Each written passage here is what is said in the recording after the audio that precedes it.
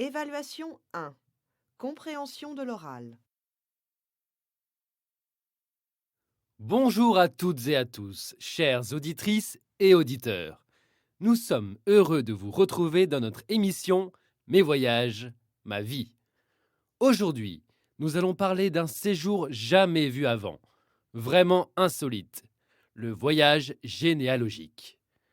Le concept va peut-être vous surprendre, vous séduire ou vous choquer, au choix. Il est proposé par une société de location de vacances, en association avec une société spécialisée en génétique. Elle cherche pour vous l'endroit dans le monde qui correspond à vos origines, qui vous fait découvrir vos traditions et qui vous transmet votre culture. Vous pourrez même partir à la recherche de vos ancêtres. Tout un programme. C'est une nouvelle tendance, c'est une forme de généalogie moderne où vous ne passerez plus des heures à chercher tout seul derrière votre ordinateur ou dans une bibliothèque. Non, là, vous allez directement sur le terrain. Vous apprendrez des choses sur vous-même et par vous-même. Avec nous, pour en parler, nos trois invités qui ont tenté l'aventure. Bonjour Romain, on vous écoute.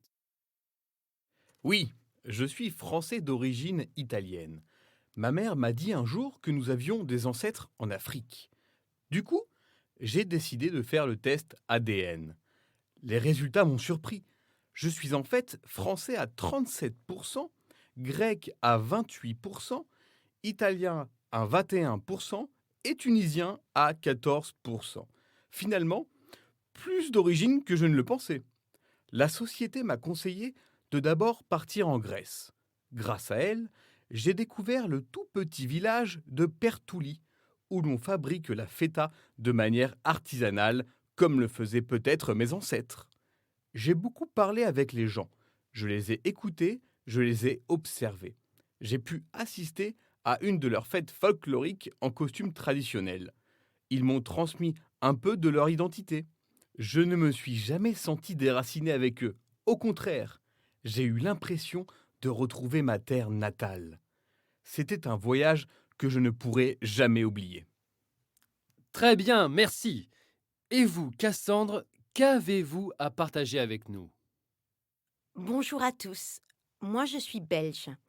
J'ai voulu le faire pour retrouver mes racines, pour avoir la chance peut-être de retrouver un parent éloigné. Selon le test, j'avais pas mal d'origine camerounaise. Je pensais que la société allait retrouver ma famille éloignée là-bas. Quelle déception. En réalité, ils m'ont envoyé dans une maison d'hôtes à Yaoundé.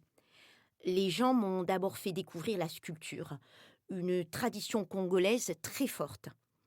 Puis comment fabriquer le foufou, un pain à base de farine de maïs. C'était pas trop mon truc. Ce n'était pas du tout mon but en fait. Même si j'ai pu en apprendre plus sur le poids des traditions et tout ça, ce n'était pas ce pourquoi j'étais venue.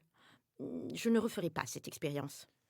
Merci pour votre témoignage, Cassandre. On écoute maintenant Carole pour finir.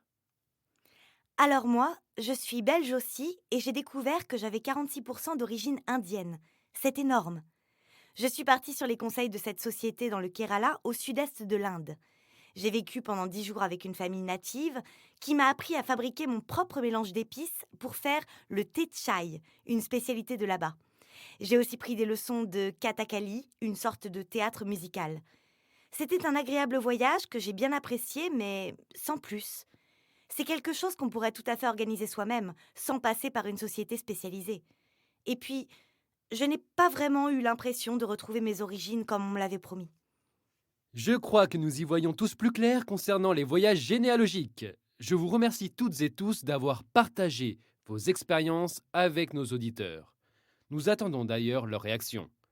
Chers auditeurs, auditrices, enregistrez votre message vidéo et déposez-le sur notre site. Rubrique C'est vous qui le dites.